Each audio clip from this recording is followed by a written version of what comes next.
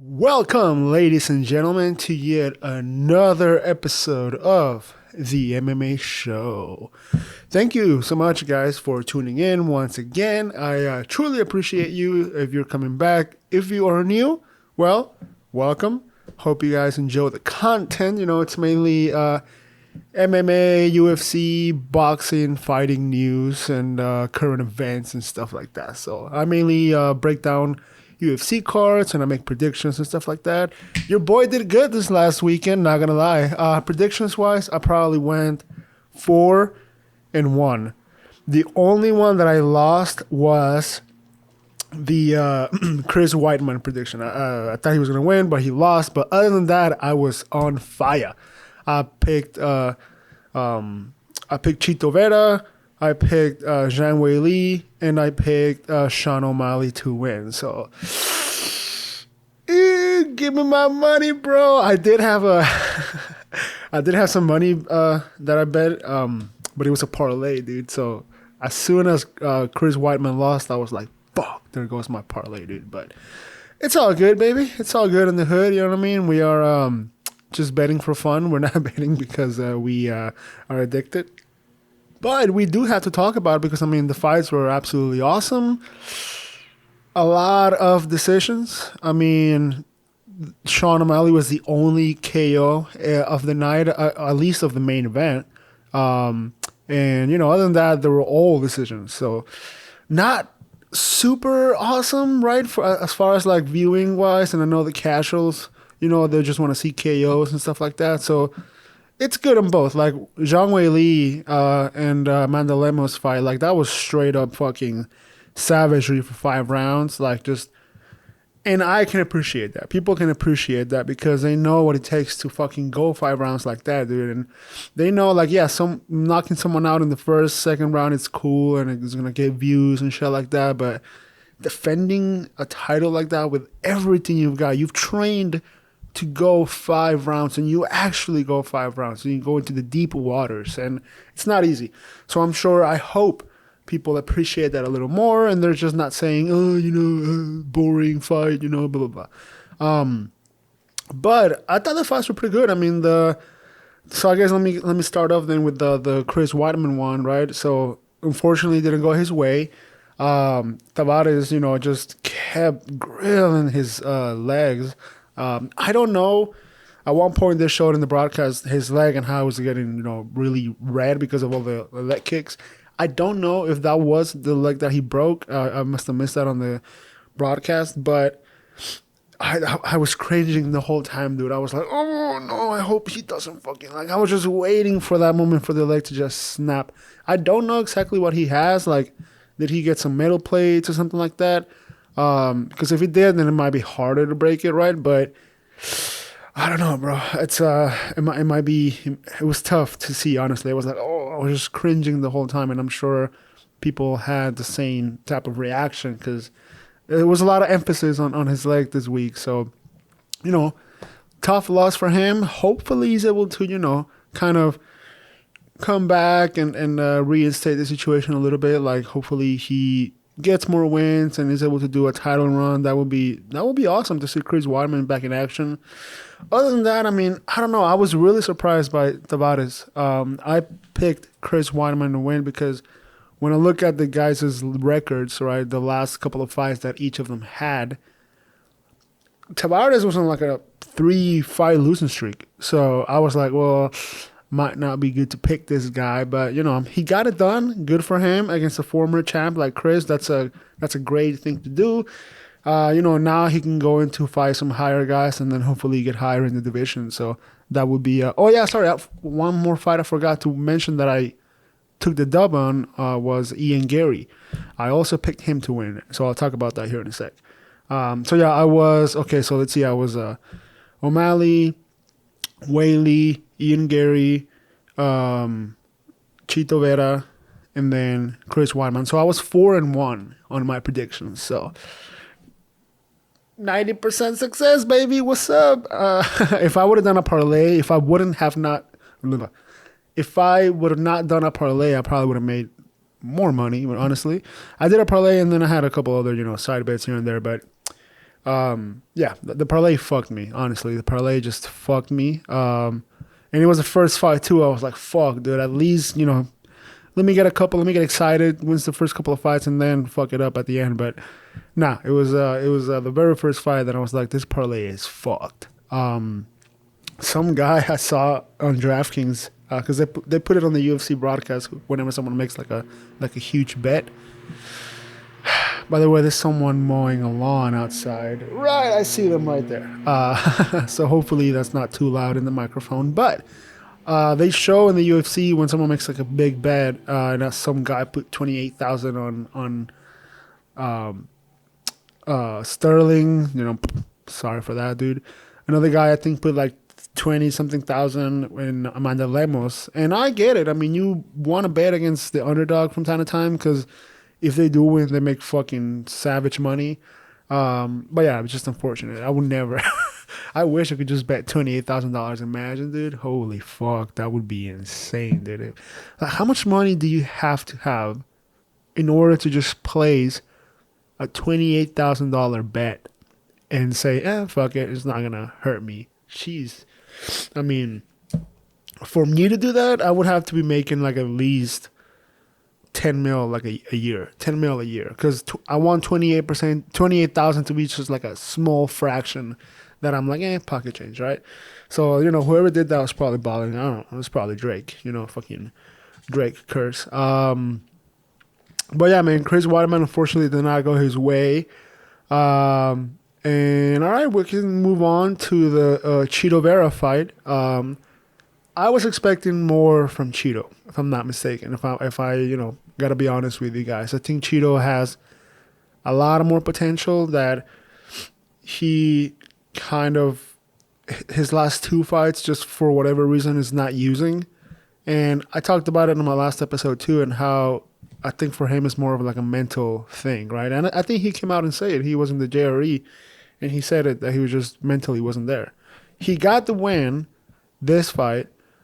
But I don't know, man. I just feel like he wasn't all there. I feel like he mentally prepared. He just wasn't ready. You know what I mean? He got the dub, which is great. It would have been amazing if he would have got a KO or like a fantastic finish, and then now you're in the conversation for a potential title fight against Sean O'Malley, right? And that would have been amazing because even O'Malley said it himself. He was like, "Oh, did Cheeto win?" And then he was like, "Well, it was probably a boring fight," which it wasn't boring, right? But when you have someone as stylistically as Cheeto, and with what we know that he can do, it would have been amazing to see a KO, man, especially after a tough loss. It will be a great comeback. But hey, a win is a win. A win is a win. So that's good. I don't know if they're going to do Cheeto versus O'Malley in December, like O'Malley was calling. I don't know. I feel like that might be on pause. I feel like they might do a Sterling rematch, or they might do a Marav. And we'll talk about that here in a sec once I get to the main event. So other than that, man, good for Cheeto. I think Cheeto, he looked good, but he just didn't look as explosive. He was very just flat, standing flat, not really bobbing and weaving so much. You know what I mean? So I don't know. It would have been good for him to just do a little more, bro. Like, and I know, way fucking easier said than done. I don't want to catch hate for that, bro. Oh, just do more, bro. Just do better, bro. Just win. Come on. But no, I mean, like I said, if I would have been his coach, right, in his corner, I would have said, hey, man, try to move a little more, look more alive, do a little more feints, and kind of just bob and weave a little bit more. He was kind of just front, just planted. He wasn't really moving too much. But yeah, that's his style of fighting, though. He always kind of starts off a little slow. So I think Cheeto, I would love to eventually, he will eventually get to like the 5-rounders, right? Because this one was 3 rounds. Once he gets into the 5 rounds, I think that's where he's going to shine. Because he's a slow starter. First round, I gave it to Pedro because he didn't do much. Cheeto just kind of, jab, feinted a little bit, didn't do that much. So, But the second and third were definitely Cheetos. It was a close fight. Don't get me wrong. I don't think anybody's like saying that Pedro got robbed, but it was a close fight. I think it could have gone either way. And those 3 rounds fights are tough, bro, because it could be a clear winner for round number 1, clear winner for round number 2 or 3, and then the other round that it wasn't a clear winner. You're like, okay, well, whoever that round went to gets the fight. You know what I mean? So you have a little more leeway with 5-round fights. But Cheeto got it done, which is what matters, right? On the record, it's a dub. So hopefully he gets a title fight soon, But we'll see, man. We'll see. Like I said, if he comes out like that against Sean, bro, I'm I don't want to say, but I think he will be slept. He will get slept for real. Like if he fights the same way he fought Pedro Munoz, and if he fights Sean O'Malley like that, I think he's gonna get fucked, bro. I think Sean O'Malley now proved that his striking is fucking elite, right? And that he has real power, right? And that he will just figure out your timing and just figure out your patterns, dude, and just hit you exactly whenever he wants to hit you, bro. So I think O'Malley definitely show that in this fight. If Cheeto, the same version that we saw versus Corey Sandhagen, or the same version that we saw versus, Pedro Munoz, if that same Cheeto comes out and fights O'Malley, bro, it's over. And I hate to say that because I'm such a huge Cheeto fan. I'm also an O'Malley fan, so that's going to be a tough fight to pick on. But I want to do Cheeto do good just because his story, where he's from. He's just a fucking likable dude. You know what I mean? Couldn't be more opposite from Sean. I mean, Sean, fucking flashy dude. You know what I'm saying? And they're total opposites. So I like both of them. Don't get me wrong, and I want both of them to do good. But I would love to see Cheeto Vera become champion. Like the timeline for the bantamweight that I would have fucking loved is for Cheeto to get to the title before Sean. So if he would have beat Corey Sandhagen, I truly believe this UFC 292 would have been Sterling versus Cheeto Vera, right? And then, but you're going to say, oh, well, but O'Malley beat, Petr Yan. Well, Petr Yan hasn't won a fight since the Sterling DQ. So it would have been tough to kind of, say, oh, you beat Petr Yan, so you're next in line. The rankings don't really matter too much. That's one thing I realized because, you a lot of times you say, well, this guy's ranked number 1, this guy's ranked number 5. So if he beats him, for sure he gets a title. It's not always like that. Like it's the UFC kind of does whatever the fuck they want. You know what I mean? Like and a lot of shit comes into place, like the injuries and shit like that, which is another reason why Sean got this fight because, fucking. Aljo will not fight Marab. So, okay, well, he's the number 1 contender. He's the number 1 ranked, so that's out. And then Corey Sandhagen was injured. Umar was also injured. I don't know what happened to Henry. I don't know, but either way, there were a lot of injured guys, and then the champ won't fight the number 1 guy. So I'm like, all right, well, who's next, right? Sean O'Malley was next. So the timing worked out perfectly for him. But my ideal version of the storyline would have been Cheeto will get to the title first, and then his first defense against Sean O'Malley. And then if Sean O'Malley wins, that would have been great. That would have been great because it's a win-win. It's a win-win. It's a Cheeto gets to be champion and he gets to solidify himself as one of the best bantamweights ever, right? By just holding the belt, even if he only defends it once or twice. And then Sean O'Malley gets the, fame and superstardom that we already knew he had and he was going to get when he became champion. Here's the thing. I don't think Sean O'Malley needed to be champion right now. Like, the guy is set, bro. Like, the guy is fucking set. He, financially wise, some guys are like, oh, I got to get the championship because, I need the pay-per-view numbers. I need the extra bonuses that you get. Okay. Yeah, you need it because you might be a little bit, I don't want to say broke, but, you're not Sean O'Malley. You're not balling like Sean O'Malley.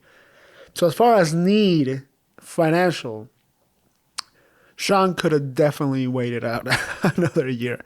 But hey, listen, I'm not hating or anything, right? I'm so fucking happy for Sean, bro. So we'll talk about that main event here in a sec. So good for Cheeto, bro. Next fight was Ian Machado Gary versus Neil Magny. Holy shit, was that just tough to watch, bro. I thought the ref was gonna stop the fight just of the leg kicks, and I don't know why he didn't, bro. And my main concern, again, thinking about Chris Weidman and Anderson Silva, I'm like, bro, I don't want that fucking leg to snap or have some permanent injury. Now,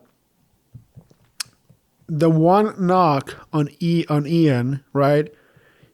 You know, he claims he's the best striker in the or in the division at least. You know, he says he's a new generation of striker.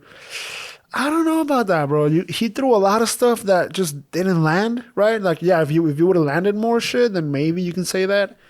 The one that I absolutely loved was the front kick that absolutely fucking demolished Neil Magny's face. That was a sweet, sweet fucking front kick to the face, dude. Other than that, I don't know. He threw a lot of shit that just didn't land. You know, he threw a lot of leg kicks. He threw a lot of knees that just were not there. So, yeah, you're a good striker, right? You got some work to do still. You got some work to do still. I love Ian Gary, by the way. You know, before this fight, I kind of, I heard about him. I knew he had a little bit of hype just because I think after one of the fights, he kept kind of acting like Conor and shit like that. And that's one thing that's kind of up for debate for me. Is like, okay, well, is it cool that this guy is acting so much like Conor? Or do we want him to be himself and his own personality, right? And he's acting like Conor, not that much really, but he kept saying the same type of, words and the same type of fucking ad-libs that you hear Conor say every fucking day on TikTok, bro. Like every day I hop on TikTok and it's some Conor a video telling someone to shut their mouth or do what they're told or shit like that. You know what I mean? And that's what Ian Gary was kind of doing. He kept telling Neil Magny to, do what you're told, to shut your mouth.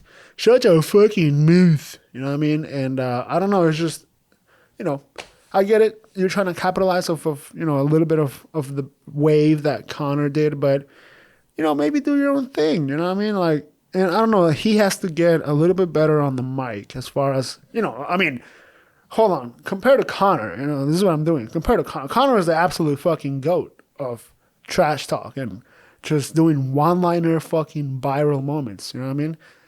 Nobody's going to get even close to that, bro.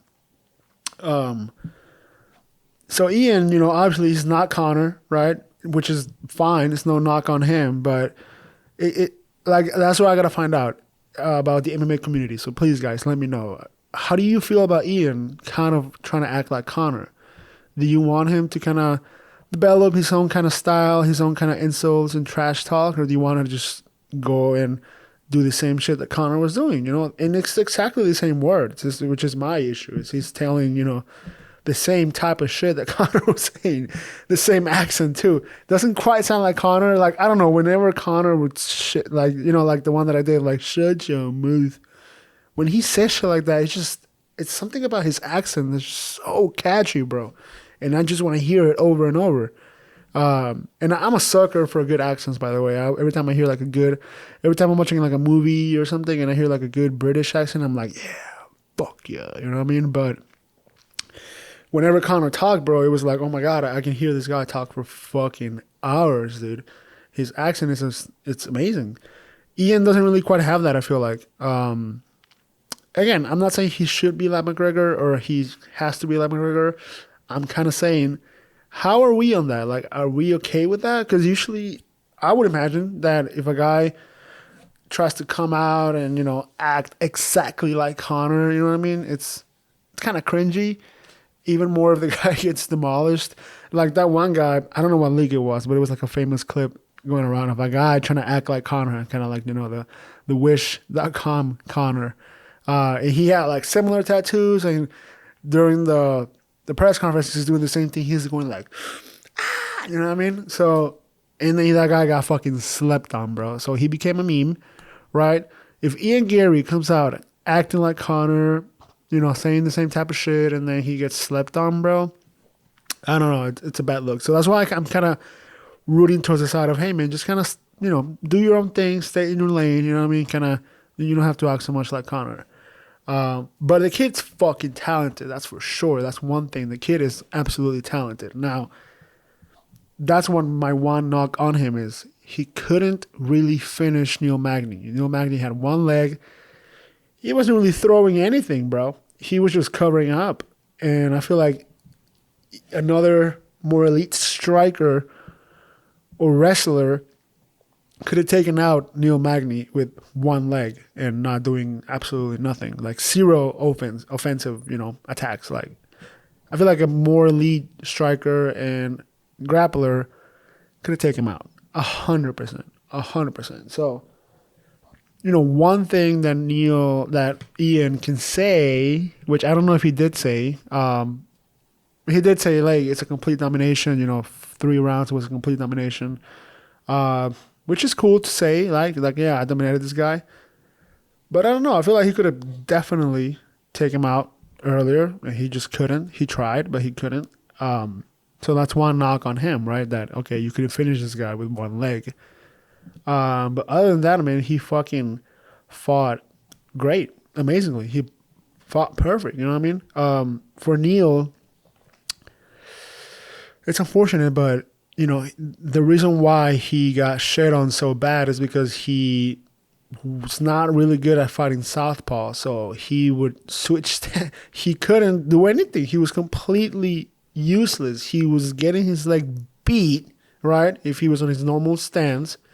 And if he would switch stance to protect the leg, he just couldn't fight. He doesn't know how to fight southpaw. You saw that. I mean, he didn't. He would go southpaw for like 2 seconds and then say, oh shit, I can't fight. And then go back and then boom, get his leg fucking chopped up again. So it's unfortunate, bro. It's really unfortunate. I hope he's okay. I hope his leg is okay. I hope he comes back and, redeems himself. But it's unfortunate to see, bro. It was a good fight. It was an okay fight. Something I noticed too during the UFC event is that they didn't interview a lot of the people either up until the last 3 fights. They only interviewed Ian, Zhang Weili, and Sean O'Malley. And obviously the loser, Sterling. So that's kind of unfortunate. I feel like if you're on the prelims, and I don't know, I have to go watch and find the prelims, but did they interview the guys in the prelims? I feel like if you're in the prelims and like you win and you get to have, a few words of interaction with Joe Rogan or with Daniel Cormier, and you get to, kind of say whatever you want. I feel like that's a really good asset that you can use, right? Some guys have used call-outs to fucking get massive fights and boost their career. So I don't know why they're not doing it anymore, which is kind of, oh, fuck. Sorry, I hit my leg. Which is kind of unfortunate. So I don't know. Hopefully they bring this back. But again, I'm not so sure. I'm not saying that's what's happening, but I'm not super sure. Yeah. So then we move on to the Zhang Weili fight. I mean, the fight was actually fucking good. That fight, Zhang Weili took the dub by decision. But I feel like it wasn't as dominant as people said it was. Like, Amanda Lemos was having good success on the feet. She cracked Zhang Weili a couple of times. She wobbled her a little bit. Go back and watch it, bro. Go back. She was doing that, which is why Zhang Weili was shooting for the takedown so much. But also, on the ground, she also did some good stuff. She had a Darce choke at least twice. I think the first one was the most threatening, the most dangerous one. But she completely had her neck.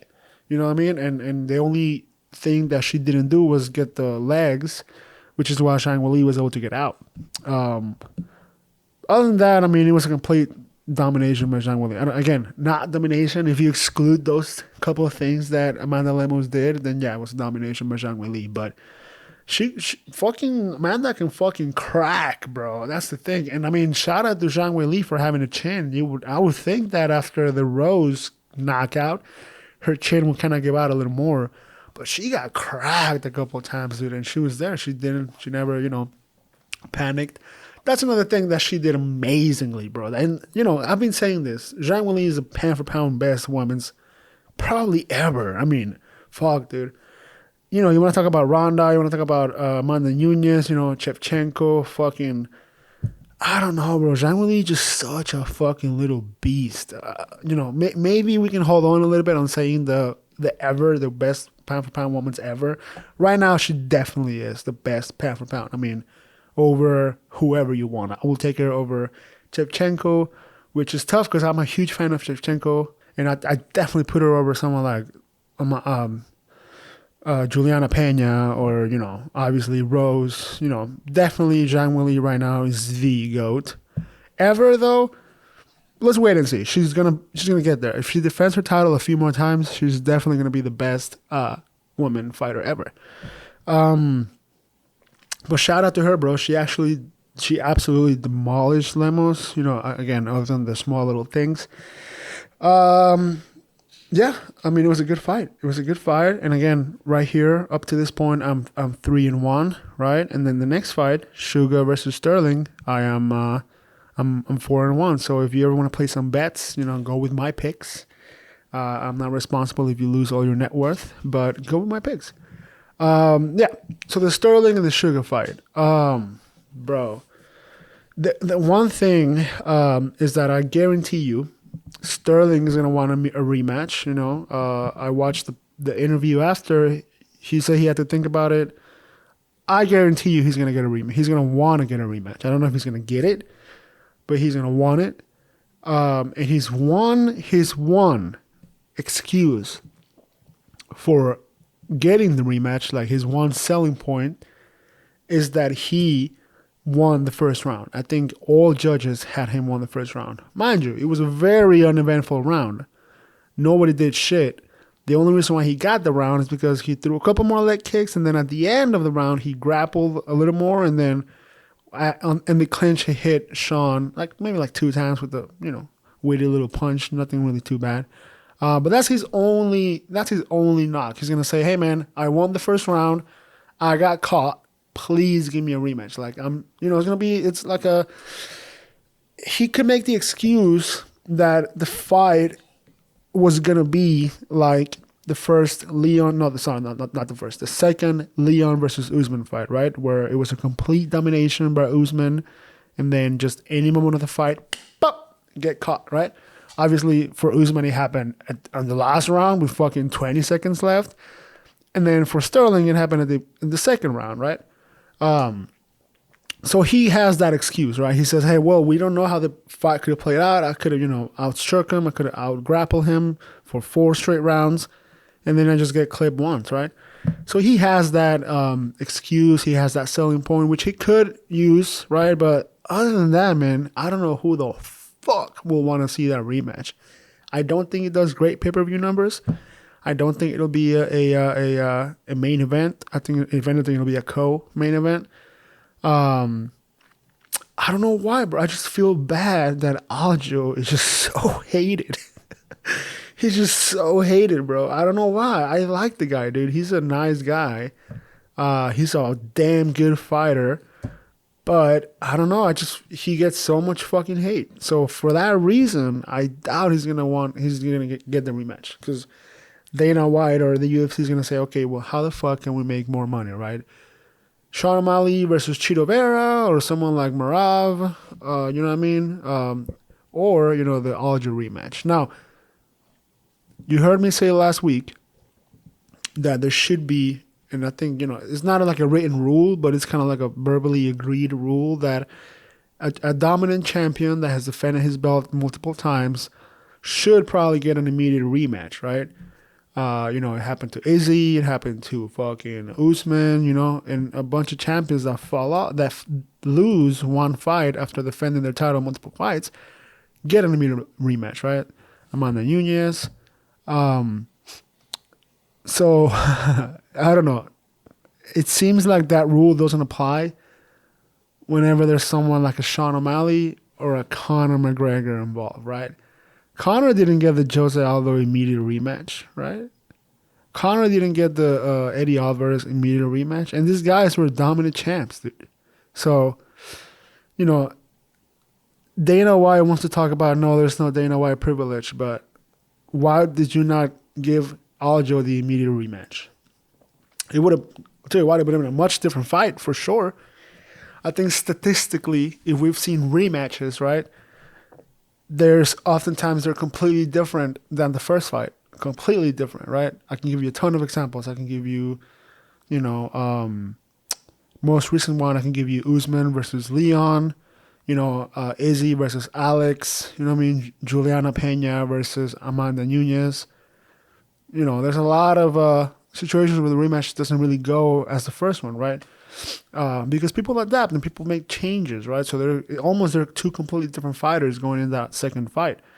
I mean, the exception is probably fucking Davison Figueiredo, versus my boy Brandon Moreno. Those fights were almost all the same. I mean, as far as, how the fight goes and how it was finished, those fights were pretty much all similar. Not the same, but similar. But like I said, no Dana White privilege. All right, well, I feel like if he would have been Conor or Aljo rematch and Aljo wins that fight, Conor doesn't become the mega superstar that he did, right? Don't get me wrong, he would have been Conor and we all would have known him for being the superstar, right? But I don't know if he would have become as big as he is, like as far as transcending the sport. I don't think that would have happened if you give him a rematch with Aljo and then loses, or if you give him a rematch with Eddie and then loses or something. Like, I don't know. It's just, those viral KOs that Conor had, this viral KO that O'Malley has to be a one and done. That's what it has to be in order for them to surpass and transcend the UFC and become superstars, right? It has to be a one and done. That's it, right? And then shit can happen. Now, what I don't like and what I don't fucking like, and please stop, is Sean O'Malley calling out Tank Davis, bro. Like,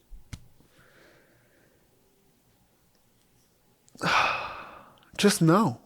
No. Why? Again, pick a lane, right? And again, which lane do you want to go? Which superstar do you want to be, right? Do you want to be someone like Conor, right? Or do you want to be someone like Izzy, right?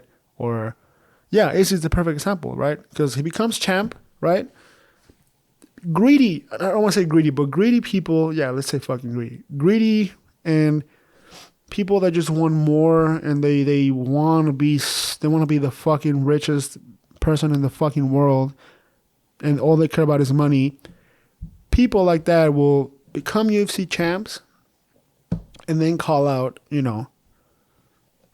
a fight that maybe makes no sense, right? Now, obviously, Conor did it with Floyd. Usman kind of did it with Canelo. Usman, though, it wasn't when he first became champ, right? Which is okay, which is what I like. It's okay. Defend your title at least fucking 3-4 times, dude, and then maybe call out a boxer, dude. But if you get the title in that same night, you're calling, not even that same night, before. He was calling out Tank Davis before. He called him out in the podcast with the Nelk boys. I don't know. I just don't like that. I get it. He wants to get paid. I mean, if he fights Tank, it's a fucking $50 million fight, dude. So I get it. You want to get paid. But I'm saying pick a lane. Which way do you want to go? Do you want to go the Conor route? These are two perfect examples. Do you want to go the Conor route? Or do you want to go the easy fight route, right? So if we go the Conor route, okay, let's imagine for a second. All right, boom. You get the Tank fight. You fight Tank, you lose. Because there's no way you're going to beat Tank, sorry. Or even Ryan. Well, Ryan's all right. But let's stay with Tank for a second. You get the Tank fight, you lose. That's a year, 2 years off of MMA, for sure. Just like Conor. Because you train for that, and then you want to fucking just blow all the money that you just made, right? Or not blow it, but, enjoy it. And you don't need to fight, right? You made all the money, you don't need to fight, but then you tell yourself, well, I do want to go back to UFC because I'm greedy and because I want to, either fight for a title again or defend the title or, whatever the situation is. But I want to do that, right? Because of my legacy. And that's what people say, my legacy. Because don't get me wrong, if Conor would have beat Floyd and then come back to the UFC and still be a good champion and defend championship, much different story. First of all, much more likable guy. For sure would have been a more likable guy by other people. I mean, the world loves him, but as far as fighting fans go, a lot of people think he's like, an asshole. And there's no question, like, the one knock on Conor is that he lost to Khabib because he took all that time off of MMA because of boxing, right? Now, does Sean O'Malley want to do that? Does he want to take a couple of years off of MMA to do boxing and then come back, talk mad shit, and then lose? That's what I don't want to happen for Sean. Now, if he can pull it off, if he can beat Tank for whatever fucking ungodly fucking reason, if he can beat Tank and then come back to the UFC and defend his title and go on a good streak, my God, he's gonna fucking be in bigger than Conor, I must say, right? So that's one lane, bro. But the other lane is you go, again, perfect example, the Izzy lane, right? Where the most greedy thing Izzy has done, I think, is go up a weight class and try to be double champ, which is understandable, right? But again, don't do it on your first title, on your first fucking time you won the title. I just don't like that. I feel like they should wait. This guy should prove. Like, if you want to go outside of your box, outside of your lane, let's say their lane or their box is their division, their weight class, right? If you're a welterweight and you say you have all the thoughts in your head, oh my God, I want to be double champ. I'm going to go up to light heavy or I'm going to go down to middle, whatever. If you want to do all that, I think required by fucking UFC rules should be, hey, at least defend your title 5 times, dude. At least show us that you are the best at that weight class. And then we can talk about, fighting some other dude in another organization or fighting Tom Cruise or fucking moving up or moving down. You know what I mean? That's the way it should be, in my opinion. Obviously, there's, Conor. O'Malley would probably get a fight. If I had to guess, O'Malley would probably get a fight outside the UFC. Again, because he's O'Malley. Because he's the next Conor, in my opinion. And there absolutely is Dana White privilege. Now, it's not as much as people think. People think that O'Malley just got super boosted and handed on the belt by Dana. No, that's not what I am referring to as Dana White privilege. What I'm referring to as Dana White privilege is get small, little, tiny boosts. Small, little, tiny, help to get just gotta. Obviously, if he brings a guy that has a lot of hype and we know that Dana White loves and then just gives him the title and he put, for whatever reason, this guy gets the easiest ever route to the championship, then we can say, well, what the fuck is going on here, right? Of course, he doesn't want to do that because then he will be exposed. I'm sounding like I'm fucking hating on Dana White right now, but I'm not. I'm just looking at both sides. And I think that's one thing I do a lot on this channel. I think people might think, you guys might think that I hate a lot, but I'm not. I'm really just seeing both sides. I'm seeing all alternatives, right? So fucking enjoy it. But, I feel like if Dana did that, if Conor would have came and just said, oh, 2 fights, all right, here's the belt. Well, then, what the fuck are you doing, Dana White, right? But I think he gives subtle jabs, subtle hints, subtle boosts to these guys, right?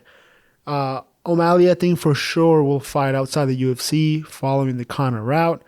I fucking sure as hell hope he doesn't have the same fate as Conor where he just comes back and just loses. That's what happens, bro. Conor came back and just lost. Lost against Khabib. Lost against Poirier. I mean, defeated Cowboy, but again, Dana White privilege. That was probably more of like a comeback tune-up fight, right? I hate to say it like that because Cowboy is an absolute fucking savage, right? But Cowboy has the reputation of kind of,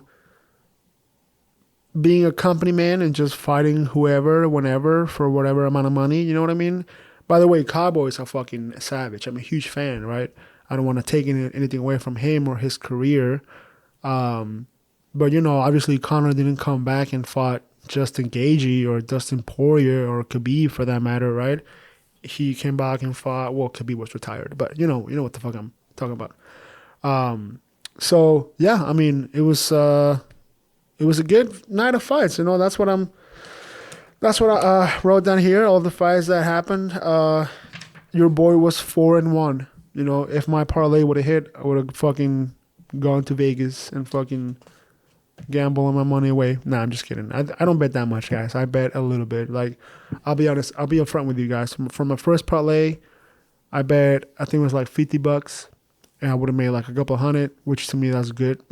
I mean, I don't want to bet $1,000. Right now, I'm in the decimals. I'm in the dozens, and then I'm in the betting dozens, so that hopefully my winnings are hundreds, right? And yeah, if I get more rich, then I'll bet hundreds so that my winnings are thousands, right? And then boom, boom, boom, boom, so on, so on. I think that's what gambling's about. But after my parlay lost the first one, I was like, fuck, well, I gotta bet some more money. So I bet individually, right? So I bet in Zhang Wei Li and won, a couple bucks there, and then I bet in Sugar Sean and won, so a couple bucks there. So yeah, it was cool. It was cool, man. I love it. I sound like a fucking addict, but I love betting in fights, dude. It just makes it so much in like, it helps me enjoy the fight a little more, but like, I'm nervous as shit, bro. I was watching the Sean O'Malley fight. I'm like this. I'm like, holy shit, what's gonna happen? And for a second, I'm like, fuck, what if Aljo wins? Like that guy, you know what it was? I was having anxiety for that guy that paid that much money. I was having his anxiety. He gave it all to me because as soon as I saw that, I'm like, fuck, that's insane. You bet $28,000 in Aljamain Sterling, dude. Fuck, bro. And I think I saw another tweet. I think it was like Darren Till who bet money on Aljo too. No, like I think he bet his whole net worth or something like that. And I saw one of the comments was like, "Hey, dude, let me know which homeless camp you're gonna be at," or something like that. Oh man, it's fucking fun. I like betting. It's not. I bet small too. I'm not rich by any means, but I bet. I have a full-time job that pays me good every 2 weeks. I get a good, decent paycheck. So whenever I do get paid, and it so happened to align that there's a UFC fight that weekend, I'm like, oh shit, let me see what's up. Let me see how much I can make. First I look at that. First I'm like, well, how much could I make? Like, if I bet, I try to bet less than $100, but I try to look for a bet that if I win, I'll get at least 2x. You know what I mean? So that's always a good betting. You know what I fucking hate betting on? Fucking Formula One, dude. I don't know why. Call me stupid, call me a fucking idiot, but I, for whatever fucking reason, woke up one day and decided to start betting in Formula One races, and it just hasn't gone my way. It hasn't gone my way. I'll say that. I'm a huge Formula One fan too, so if you didn't know that, there you go. If you want me to talk some Formula One here, you can, maybe we can sprinkle some of Formula One content in this channel, although I might have to change the channel's name. But it is what it is, man. I'm a huge fan of those two sports. Those are my two favorite sports for sure. Which is, it's tough because, I'm in the US, and like, you go anywhere in the US and everyone's favorite sports is, football, baseball, or basketball, right? And I feel like the UFC, it's still more of like a hardcore viewing only. I feel like it's not yet a full household name. Like, people know about it for sure. Like, if you go out there, like, I think if you would have gone out there before this fight and you say interview strangers on the streets, you could interview someone and say, hey, how do you feel about the Sean O'Malley Sterling fight? They could have said, oh, pretty good fight. That Sterling guy I don't know too much about, but I've seen Sean O'Malley in YouTube, so I hope he wins, right? I think that's the response you could have gotten, right? And then if you go out there and you ask someone, hey, how do you feel about the Zhang Wei Li and Amanda Lemos fight? Someone would have looked at you and be like, what? Yeah, how do you feel about the, champion Zhang Wei Li defending her belt against Amanda Lemos? Who? What happened? Right? I feel like, right? I feel like if you just go out there, forget social media, forget Twitter, Instagram, right? If you walk to a fucking Walmart right now, act like TikTokers, put your fucking microphone and say, how do you feel about the Zhang Wei Li and Amanda Lemos fight? You'll get that response. You get, what? I guarantee you 100%. And if you ask about the O'Malley fight, how do you feel about the O'Malley fight and Aljamain Sterling? Oh, O'Malley, that's the dude with the hair, right? Oh, yeah, I hope he wins. Sterling, who the fuck's that? I feel like I don't know. I feel like UFC is more of like a younger demographic and more of like a blue collar demographic. I would say I would love to see UFC's demographics. I would bet it's high schoolers and then blue collar guys between the ages 20 and 40, 35, right? Now, the other sport that I like, fucking Formula One, which is why I cannot have a good conversation about sports with someone, bro, because I don't know enough about football. Like, I know a little bit. I do follow it. I follow my team, the Chiefs, but I'm not watching all the other fucking football games in the season, right? I'm just not. I'm watching the Chiefs, right? They've played. They've had 2 games already, and I've been watching that, so that's good. But then Formula One, bro, it's even fucking less rare, bro. Like, it's less. Like, when I see a guy in the street, I've seen one guy in the street with a Mercedes hat, Petronas Mercedes hat, and I'm like, oh, that's my boy. But that's it. I feel like Formula One still hasn't grown a lot here in the U.S. So for me to be one of my favorite sports, it's like, well, fuck, I got like almost nobody to talk that shit with, right? I can't just go to a sports bar and say, oh, bro, how about that Checo Perez race, huh? They're gonna look at me like, excuse me, who the fuck are you and who the fuck is that Checo Perez guy? So I feel like they're becoming more of like an internet thing, bro, right? I feel like UFC is becoming more of like an internet. And I mean, obviously, some of you that listen to me might just be in the UFC, algorithm, right? But I'm also in the Formula One algorithm. I fucking get everything Formula One. So my TikTok and my Instagram are just UFC and Formula One, yeah. But anyways, guys, thank you so much for tuning in. I appreciate, what time is it? Holy shit. I appreciate you so much for tuning in. Please, if you want, hit that like button, hit that subscribe button, and go ahead and leave a comment if you wish, man. Tell me how you feel. Again, I've been asking you guys every single video, tell me how you feel. Is it what I'm saying is absolutely fucking wrong and stupid and I'm an idiot? Or am I making some sense, guys? What's up? Let me know, please. Let your boy know. Thank you. Hope you guys have a good rest of your day, of your week, and have a good one. Peace.